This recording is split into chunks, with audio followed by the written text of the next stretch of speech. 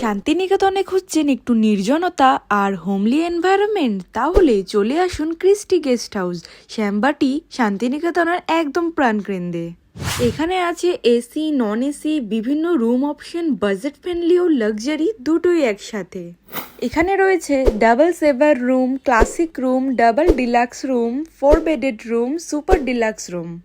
প্রতিটি রুমেই কিন্তু রয়েছে এসি, পরিষ্কার bed, attach bathroom, hot water, housekeeping আর রয়েছে একদম হোম ফ্রেন্ডলি এনভায়রনমেন্ট। এখানকার চা কফি হোক বা কাবাব কিংবা বাঙালি থালি, প্রতিটি পদই কিন্তু অনেক সুস্বাদু খেতে।